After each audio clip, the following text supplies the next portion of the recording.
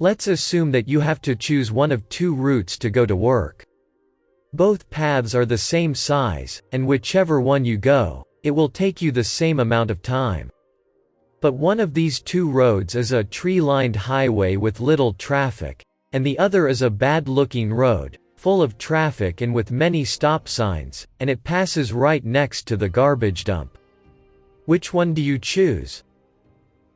Undoubtedly the first one. So why do most of us choose the second path in life and take a deep breath by passing by the previous day's garbage and bringing the foul smell of yesterday's leftovers with us to today?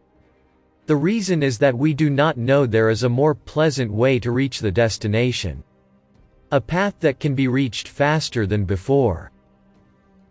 Insects and animals are almost always busy, preparing for winter, preparing for spring, washing, cleaning their nests, feeding their young, and all the other things those other animals and insects do. They are wholly alive and moving and seem to be completely satisfied. You can also learn from animals. It takes effort to live happily.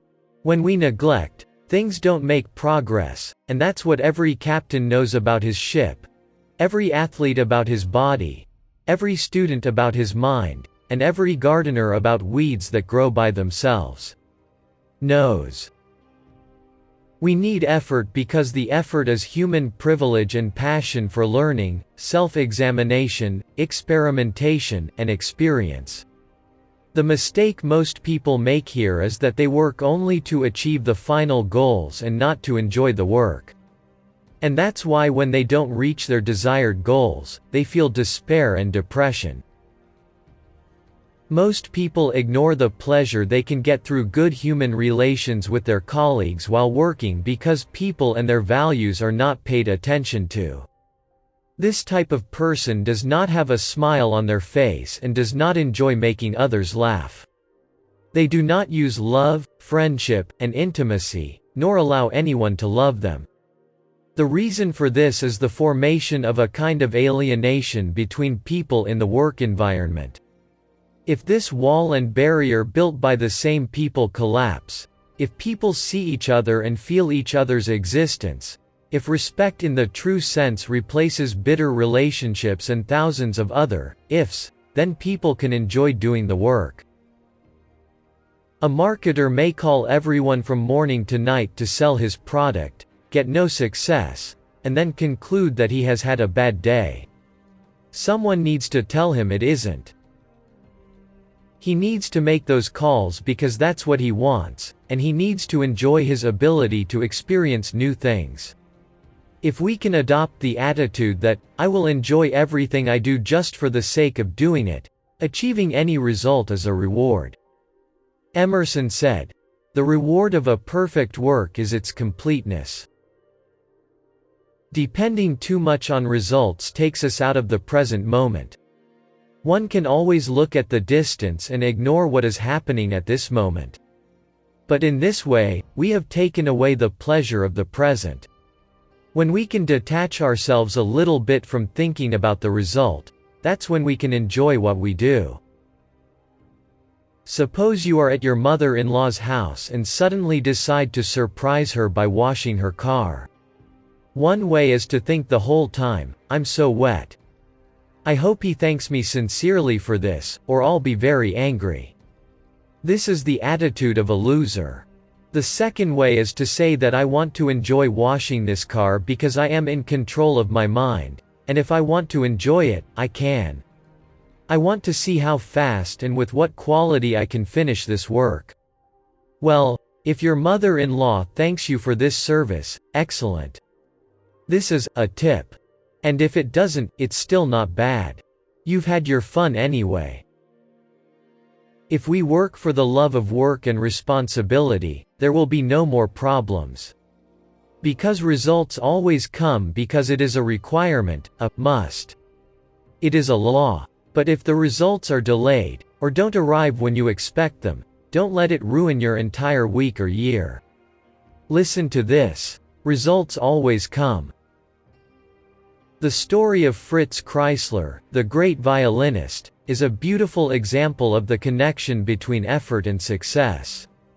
One day after performing a show, a lady said to him, "I would give my whole life to be able to play the violin like you."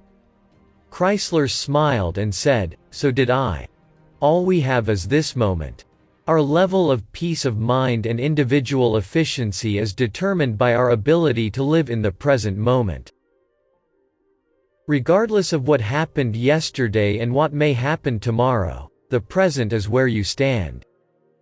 In this view, the key to happiness is focusing the mind on the present moment.